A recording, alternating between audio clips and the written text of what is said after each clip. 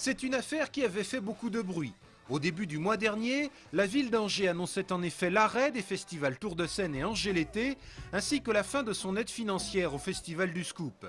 À l'époque, le débat avait rebondi au conseil municipal avec des échanges vigoureux entre majorité et opposition. Ce matin, Monique Ramonino, l'adjointe chargée de la culture, a présenté Tempo Rive, la manifestation qui va succéder à Angers l'été. Ce rendez-vous gratuit se déroulera cale de la Savate, face au château, et la première des 10 dates est programmée pour le 13 juillet avec Holly and the Bollywood Orchestra. L'objectif étant d'attirer les Angevins et les touristes fréquentant la ville. Un lieu magique parce que face au château, à côté du quai du théâtre, donc un port qui va être complètement revitalisé, donc des nouveaux quais. Donc là aussi, donc on veut complètement organiser un lieu vraiment de convivialité. Donc tout est en train de s'organiser donc pour que ça puisse vivre complètement cet été. Pour la succession du festival Tour de Seine, la situation apparaît par contre plus compliquée. Pour l'instant, l'équipe municipale évoque une concertation en cours qui doit aboutir à une programmation étalée sur toute l'année avec des concerts labellisés par la ville qui feront la part belle aux amateurs. On est en train de travailler vraiment sur ce projet et sur tout ce qui sera contenu dans ce projet, donc les actions, les modalités d'aide de la ville. Et donc on est en train de s'accorder sur ce contexte, ce label. Voilà. Selon l'équipe municipale, la programmation de cette manifestation, qui se cherche encore un nom, devrait être connue fin de ce printemps, début de l'été. Retour à la normale pour les médecins régulateurs libéraux qui assurent des permanences téléphoniques aux côtés du SAMU. Après 2 mois de grève, ces médecins ont obtenu la revalorisation de leur rémunération grâce à un accord passé avec la Sécurité sociale et l'Agence régionale d'hospitalisation. Les médecins régulateurs ont donc repris leur travail depuis hier et délesté les permanenciers du SAMU du surcroît d'activité que leur grève avait occasionné. Nouvelle manifestation des étudiants, enseignants, chercheurs et parents d'élèves aujourd'hui en fin d'après-midi devant la préfecture d'Angers. Un mot d'ordre général, la défense d'un enseignement public de qualité et offert à tous, de la maternelle à l'université. L'université qui depuis début février fait l'objet d'un blocage partiel. Hier en assemblée générale, le personnel enseignant, chercheurs et les étudiants ont reconduit ce blocage. Merci. L'AG d'hier nous a vraiment rassurés sur la mobilisation parce que c'était une des plus grosses AG qu'on ait eues depuis le début du mouvement. Donc la mobilisation est encore très forte sur l'université d'Angers avec cette possibilité de continuer les cours, ce qui va permettre de terminer le semestre, ce qui est rassurant. Pour symboliser la mort de l'enseignement public, les manifestants se sont allongés sur le sol cet après-midi pendant quelques minutes. D'autres manifestations seront à prévoir avec, disent-ils, de nouveaux moyens d'action. Ce sera l'un des déplacements les plus courts de la saison pour les footballeurs d'Angesco, mais certainement pas l'un des plus faciles. Les hommes de Jean-Louis Garcia se rendront en effet demain soir sur la pelouse du FC Tours. Les voisins tourangeaux restent sur 6 rencontres sans défaite, avec notamment un bon match nul lundi soir chez les Lensois, leaders du classement.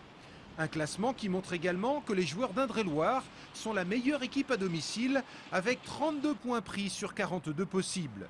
Les Angevins, qui restent eux sur une défaite vendredi dernier face à Ajaccio, voudront se rassurer.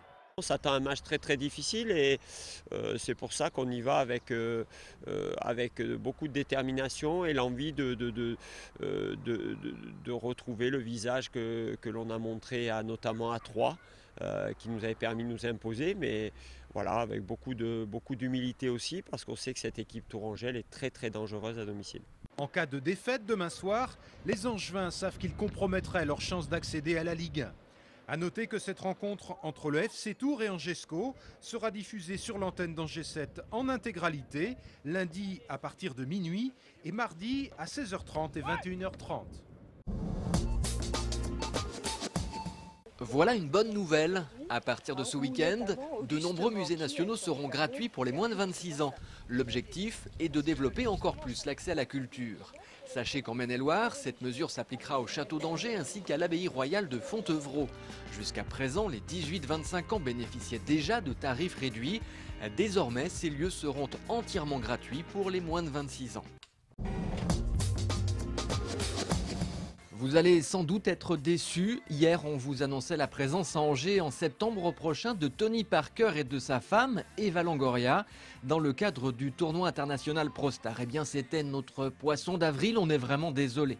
En même temps, tout n'était pas faux. Tony Parker pourrait bien venir voir jouer son équipe Villeurbanne, dans laquelle il a racheté 30% des parts. Pour Eva, en fait, on n'en sait rien, mais ça fait tout de même plaisir à imaginer.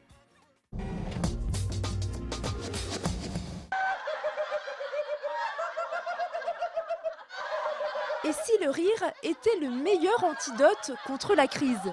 Ici, au Club du Rire de la Roseraie à Angers, on met entre parenthèses pendant 1 heure les soucis du quotidien pour se consacrer à une seule activité, rire évidemment. La séance est ponctuée d'exercices qui sont autant de prétextes à rire. On a travaillé le doigt du rire. Donc, le doigt du rire, c'est tout simple, c'est un truc que j'ai inventé. Il suffit de toucher quelqu'un avec son doigt, et donc là on touche la personne, et quand on touche la personne, on l'encourage à rire. Et l'effet est immédiat, car le rire, c'est bien connu, c'est communicatif. Mais surtout, rire, c'est bon pour la santé. Quand vous riez, vous allez développer des endorphines. Les endorphines, c'est quoi? C'est quelque chose qui va combattre la douleur. Si par exemple vous avez des mal quelque part, le fait d'avoir ri pendant 1 heure, même si vous riez qu'un quart d'heure pendant la séance, ça va vous apporter des bienfaits sur la santé immédiate. Chaque jeudi soir, une dizaine de fidèles se retrouvent pour une franche partie de rigolade. Et ici, les vertus du rire ne sont plus à démontrer. Moi, personnellement, j'ai oublié ma douleur de genou pendant un certain temps, enfin quelques minutes, on va dire. Mais ces quelques minutes, c'est très sacré pour moi. Vous vous sentez après une séance? Très détendue, envie de faire la fête le soir. On prend les choses autrement. Au volant notamment, où bon, on désamorce des gens qui ont fait un bon sourire et puis si, ça apporte beaucoup de choses. Nous ne rions pas parce que nous sommes heureux parce que nous rions. L'auteur de cette citation est un médecin indien. Vous savez donc désormais ce qu'il vous reste à faire.